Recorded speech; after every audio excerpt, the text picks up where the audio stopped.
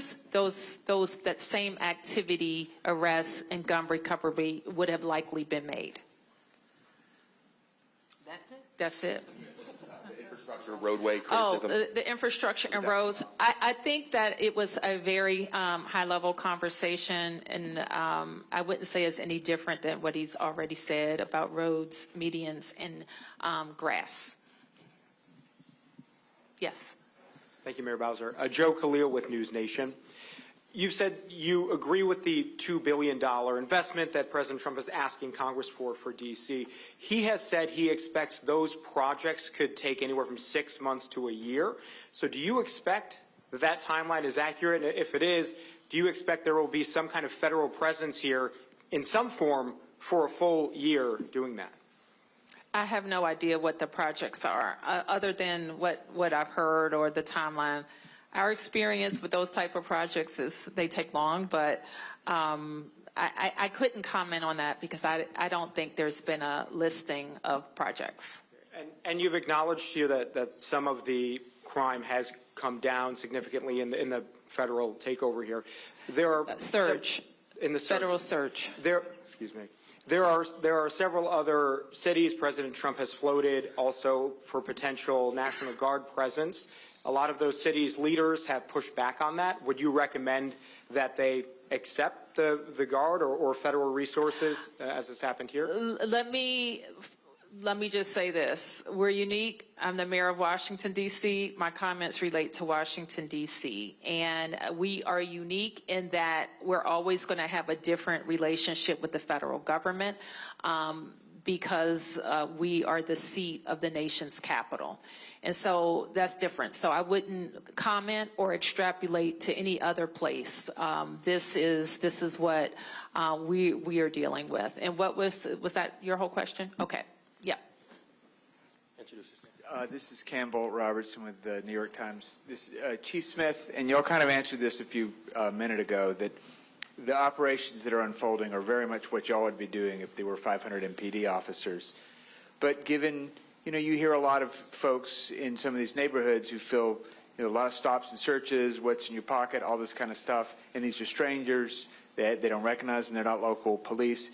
Your initial concerns about trust, do you feel that the way these operations are being done are exactly what MPD has been advising the federal partners to do, or do you concern that it's a little bit too aggressive, and do you have worries of what effect it might have on communal trust going forward? I think anytime you have an influx of anything, there is some concern, and especially in this case where we've built relationships with our community and now we have additional law enforcement officers present, which is why it's really key and important for me to make sure we have the Metropolitan Police Department officers aligned with our federal partners. Some of the things that you're seeing is some of the ask and requests from community. Community wanted to see more traffic stops. They would like to see more police officers present in various communities. And so what we've done has been very strategic and thoughtful about taking into account some of the requests and also making sure that in areas, I'll just use for an example like the traffic safety compliance checkpoints, right? I've heard since I've been here over and over again that officers are not conducting traffic stops. And so we initiated the traffic safety compliance checkpoint in order to ensure that we can educate folks about traffic and traffic safety. Number one, opportunities for us to ensure that we are getting guns off of our street if guns are present. And then number two, making sure that our operators are operating the way they should based on vehicle traffic laws.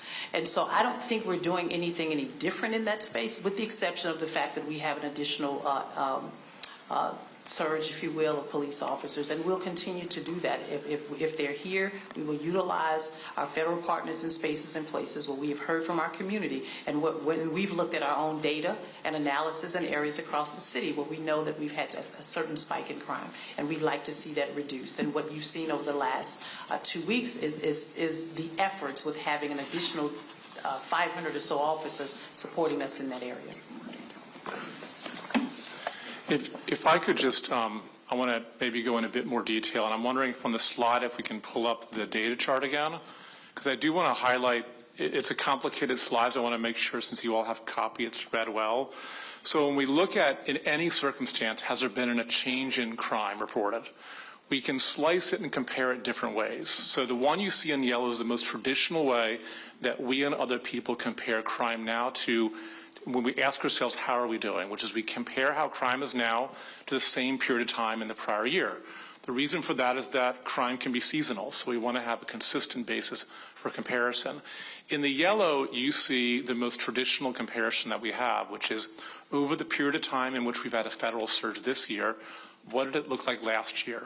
And so you see fairly precipitous declines, particularly in robbery, carjacking, and overall violent crime. If you were to go to MPD's website and look at crime cards and look at violent crimes with a gun, it'll more or less mirror the robbery, about a 60% reduction in crimes involving a gun when we look at the period of time now to the past time. But then, because of the scrutiny, said, well, what else, how else do we look at it? So if you look at to the right of the slide, you see, well, let's compare within this year. Look at the 20 days since the federal surge compared to the 20 days prior. And the way to read those numbers is not based on last year, but recognizing we already had good momentum coming into the federal surge, and it made it better. And so on the far right, and I'll just sort of look at the violent crime, the very far right was sort of the year-to-date prior to the date of the surge. It was down about 26%. And as a result of the drops we've seen during the surge, you see it tick upwards. And the most significant manifestation of this we really see in carjackings, which, as the mayor said, is a crime that strikes fear in many people because you can be targeted quite randomly.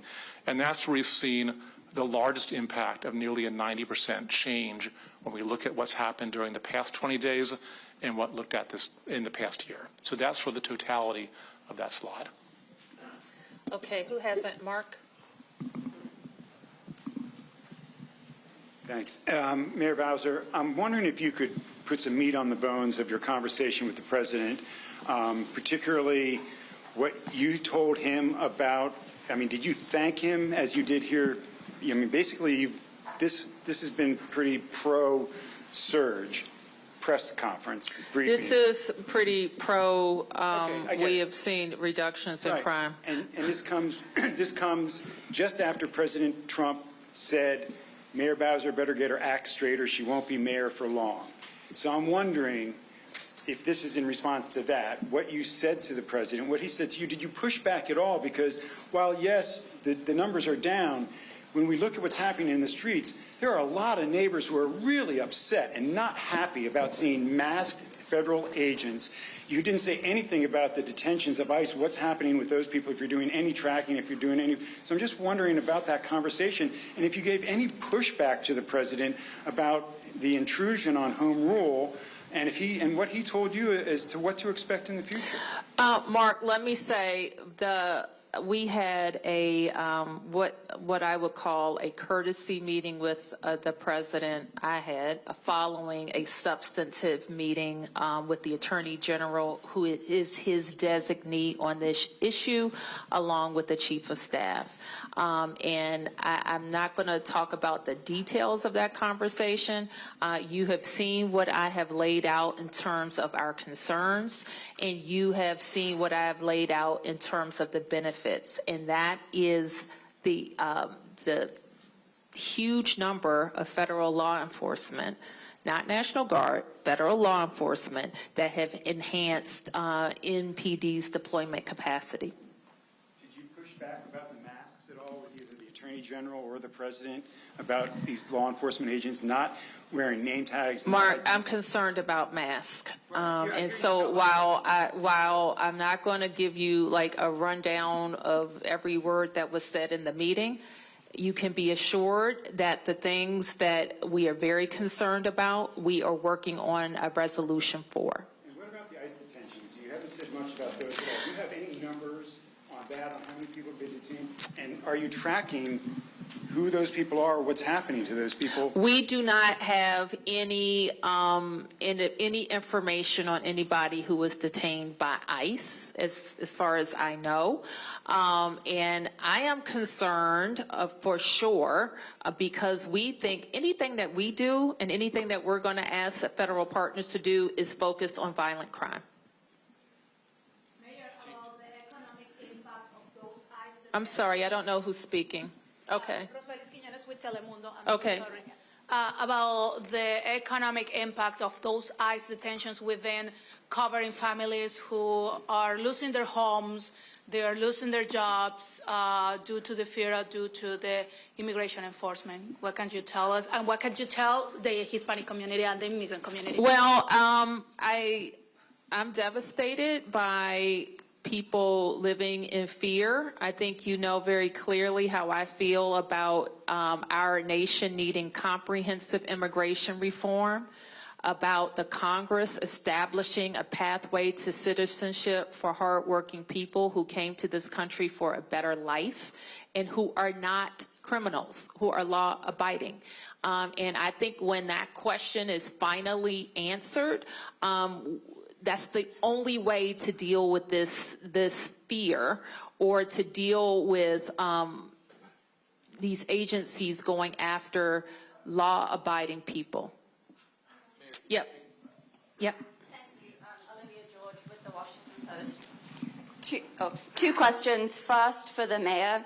Under the Home Rule Act, what specific requests have been made for MPD services by the federal government, and how have those requests been communicated? Oh, we wouldn't be able to enumerate them here, but we do have a way of kind of centralizing requests.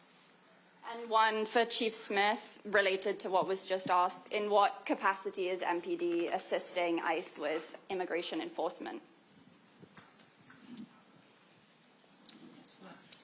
Based on the President's executive order, we are supporting the ask of the Metropolitan Police Department to support our federal partners in this effort. Yep. Mayor, thank you. Josh Chapin at Channel 7.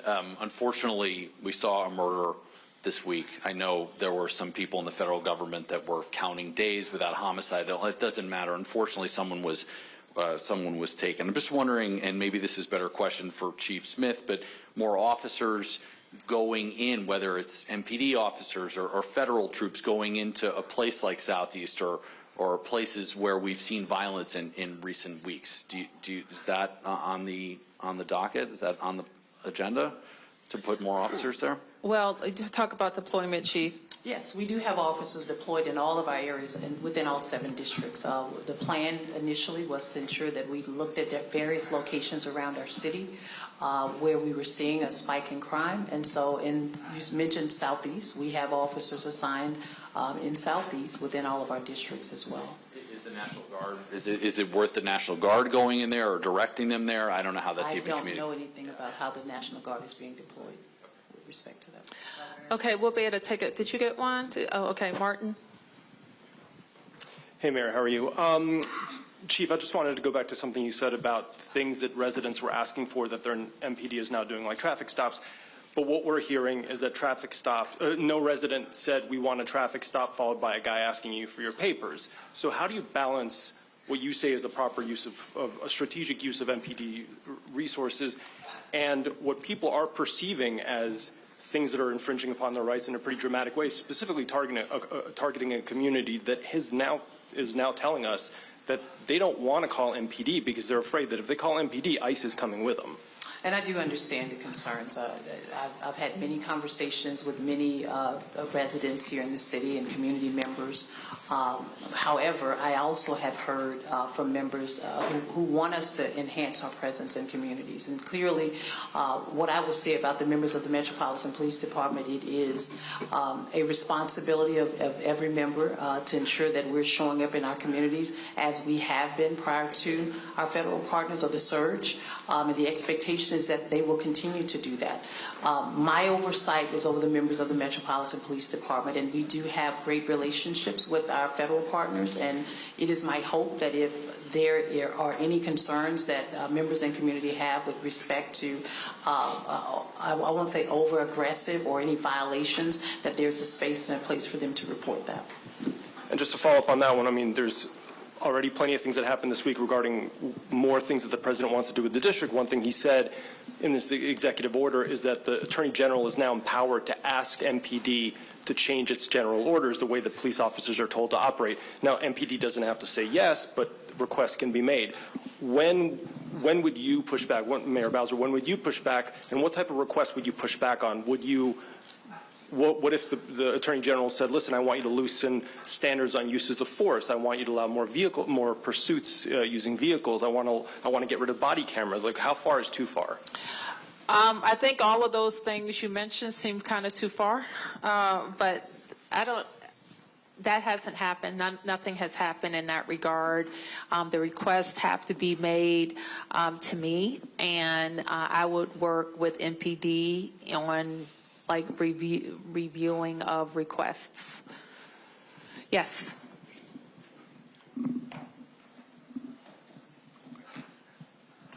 Mayor Bowser, this morning there was kind of a volatile situation in Mount Pleasant with federal officers accompanied by MPD conducting an operation and being surrounded by, according to witnesses and people we had on the scene, enraged, screaming residents right in their faces with, according to what we saw, MPD officers trying to explain things and keep the situation calm.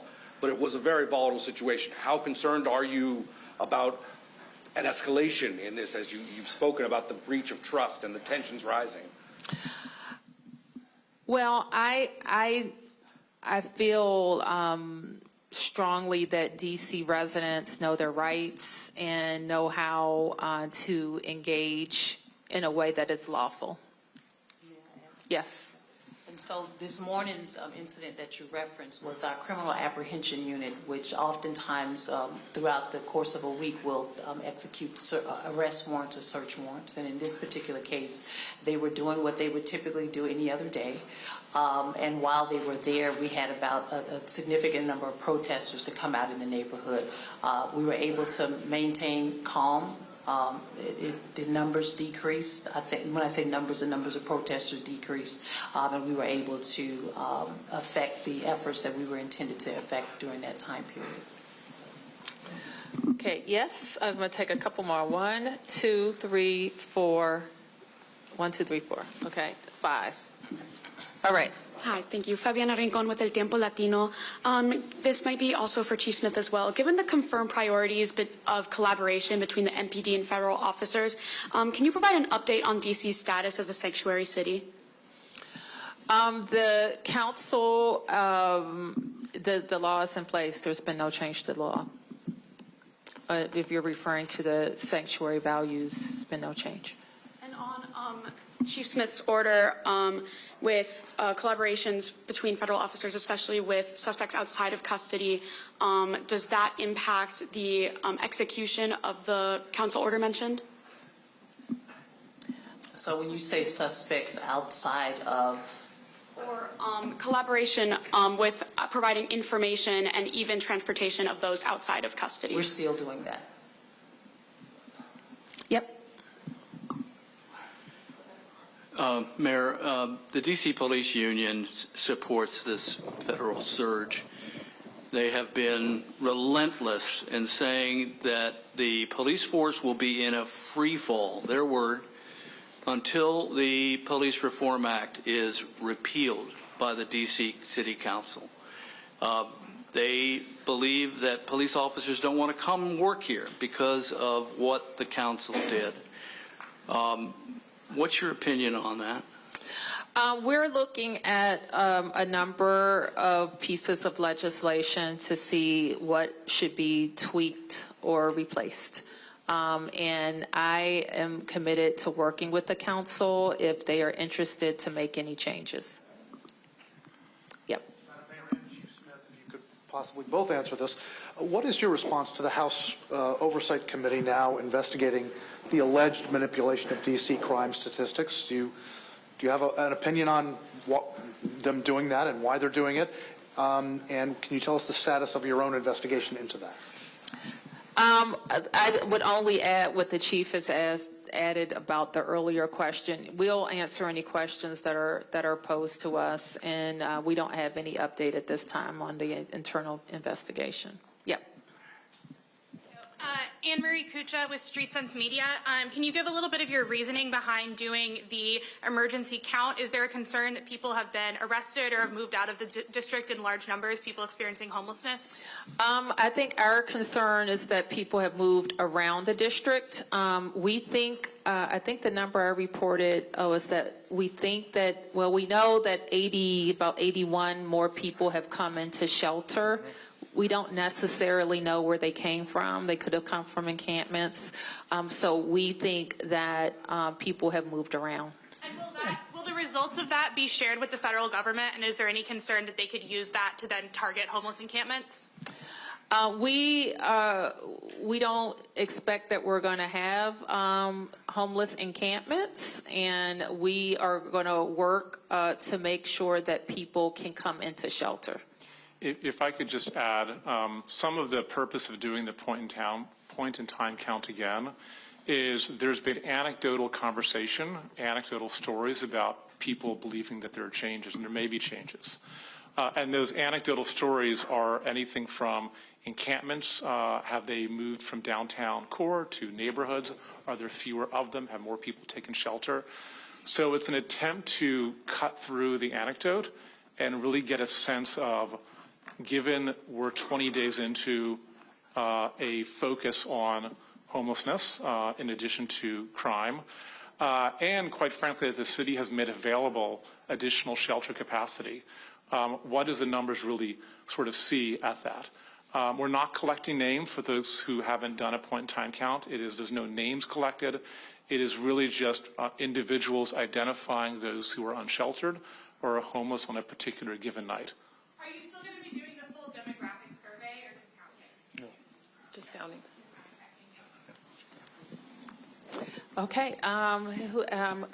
1, 2, 3, 4. And you have the final question, okay? Yep. Hey, Mayor Bowser. Liz O'Gora, Kilrag. We're hearing from a lot of residents fears that are described ranging from tension to a sinister feeling like a horror movie, whereas you can hear the music, something bad's about to happen.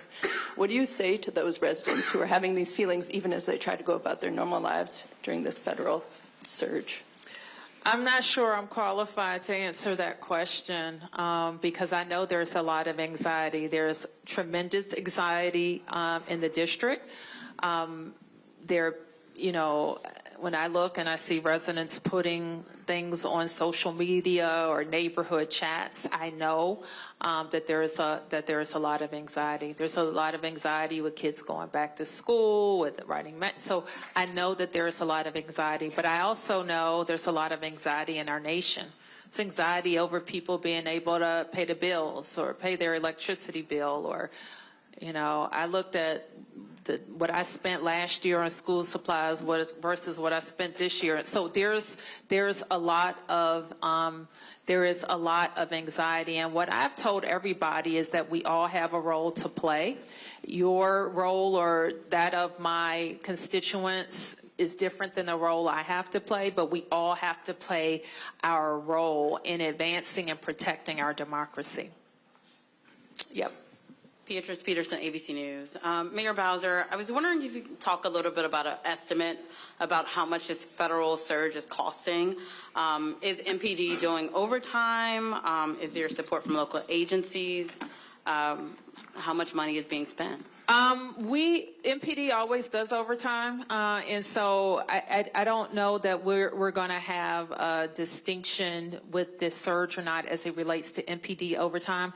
One benefit of the IMTM setting up the Operations Center, and I didn't get a chance to introduce Clint Osborne earlier, who leads DC HCEMA, but HCEMA acts as our incident command for this new structure. And we are able to track expenses. Yes. Mayor Bowser, I'm Arthur Delaney with HuffPost. You mentioned a conversation with the Attorney General Pam Bondi about the 30-day time period. Are you expecting them to let this run its course at that time? Could you expand on that conversation at all? This is what I know, and I can't speak for them, but we will be prepared to take advantage of additional federal officers, to focus on the beautification, to support the federal task force when that time period expires. We will be prepared as a city. Mayor, nice to meet you. My name is Carlos, Univision. Hi, Carlos. What is your message to nervous Hispanic workers?